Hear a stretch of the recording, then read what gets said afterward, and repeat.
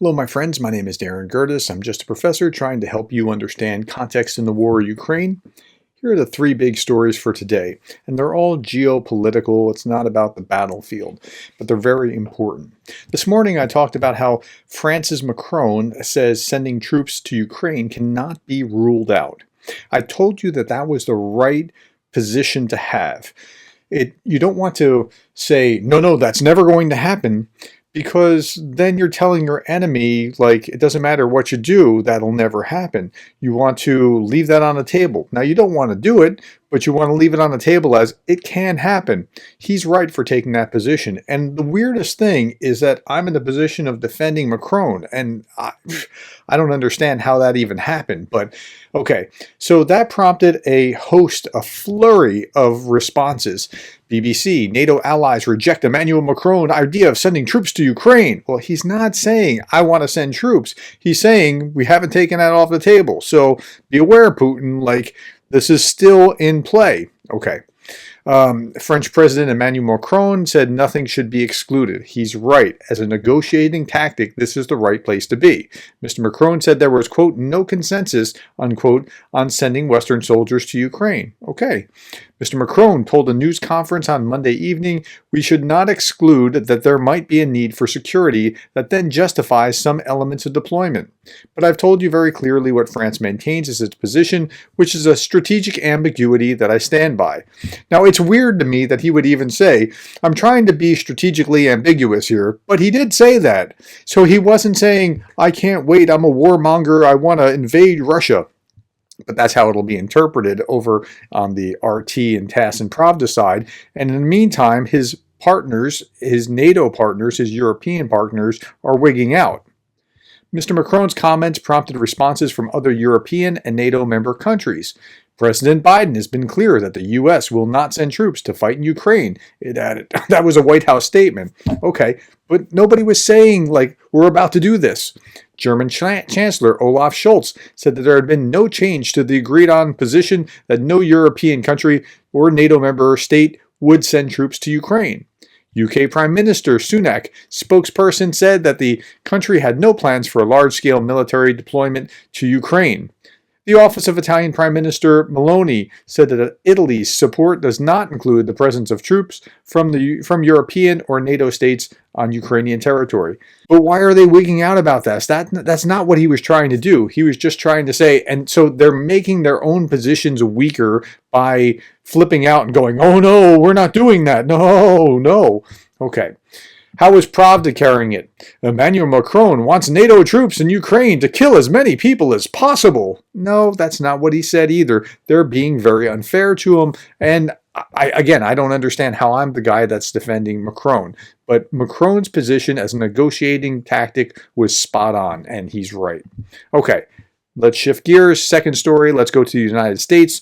Schumer, that's the leader in the Senate. Jeffries, who is the minority leader in the House, say that Ukraine's discussion was intense. Schumer called the meeting on Ukraine, quote, one of the most intense, unquote, he's experienced in the Oval Office. And that's saying a lot. He's been around for like 30 years.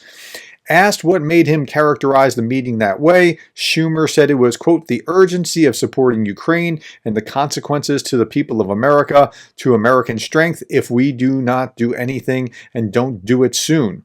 Yeah. That's right. I mean, there are consequences. Our allies around the world are wondering, can we really trust the United States? Jeffrey said the talks were, quote, intense and, quote, honest, and that ultimately it was a productive meeting. I was strengthened, this is Schumer talking, I was strengthened by the strength of Ukrainian President Volodymyr Zelensky and the Ukrainian people and the Ukrainian soldiers, but shaken that here they are fighting without arms against a brutal dictator who will just do anything to kill them, Schumer said after the White House meeting. And the intensity in that room was surprising to me, Schumer added. It was intense because everyone in that room was telling Speaker Johnson how vital it is. He said he re-upped Zelensky's warning that if they don't get aid quickly, that Ukraine could fall. Now, think about what was going on in that room. Speaker Johnson's on one side, and literally everybody else is on the other side. That is President Biden, Schumer, Jeffries, and Mitch McConnell, the minority leader. They're all saying the same thing. We've got to do something for Ukraine. And all of them, to a man, except for Johnson, are saying, you've got to help Ukraine. You've got to help Ukraine. Let's go back to an article yesterday in The Hill. This is Zelensky saying that Speaker Johnson said he would do everything to support Ukraine. Ukrainian President Volodymyr Zelensky said Sunday that House Speaker Mike Johnson told him that he would do, quote, everything, unquote, to support Ukraine as lawmakers work to reach a deal on providing military aid to the war-torn country. Zelensky said the message he has for Johnson is of trust and whether they can trust partners or not. Now, that's really important because I just showed you an article yesterday or the day before that 50% of aid sent to Ukraine did not get there on time. And they just lost Avdiivka. And the reason that they had to get out of Avdiivka was they just didn't have the ammunition to keep the fight going. That is what I have to say, Zelensky continued. So when we spoke to each other, he said that he will do everything to support Ukraine, and he's on our side, and he understands how heroic our people, our soldiers, our civilians, and etc. And he said that his prayers are with us, and he said that he will do it. I believe he will do it. I just don't know what's taking so long or what he has to have in trade in order to do it. But he will do it. But time is killing people, literally. He said that he pleaded with President Biden for a deal, asking for him and Johnson to, quote, put the pause, unquote, on partisan issues between Democrats and Republicans and help lawmakers reach a deal. Zelensky also acknowledged the election period is challenging. Yeah, but foreign policy is something where we shouldn't be about Democrat or Republican. We should actually be about what's in the nation's interest, and unfortunately, we're not doing that like we should be. Yes, I gave this message, my message. I think Johnson heard it and Biden also heard it. So that's it. What can I do? Says Zelensky. I can't push the speaker. This is his decision, but I think he understands all the challenges, what we have. Okay, so don't let that bum you out. I think something will come. I'm still optimistic that things will come, but I'm not sure exactly what has to be dislodged. I do know that a speaker can't stand in the way of the will of the majority, and there is a supermajority in the House that wants this to pass. He can't stand in the way of that forever. Okay. Let's see. Ukraine will be on the back foot in the war for months. And this is the head of the British military. Ukraine is expected to remain short of ammunition and on the back foot in its war with Russia for several months until the West agrees to further steps to support Ukraine. The head of British Armed Forces has acknowledged.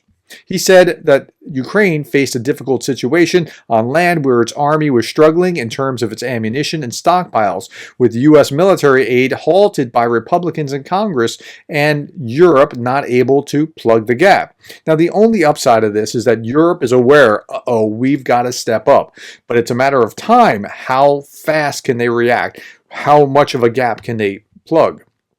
Russia was already at the tactical level gaining relatively small amounts of territory, the military chief said, including the eastern front town of Avdiivka, captured after 5 months with the loss of 17,000 Russians killed and 30,000 wounded. And again, I showed you yesterday that 17,000 Russians killed is actually more than the number of Russians killed in Afghanistan in a decade. They lost them in 5 months. Let me conclude. I think that's the predicament that's likely to last for at least the next few months, Radican concluded, suggesting Kyiv was unlikely to be able to mount a fresh counteroffensive, listen to this, until late summer at the very earliest, and most likely next year.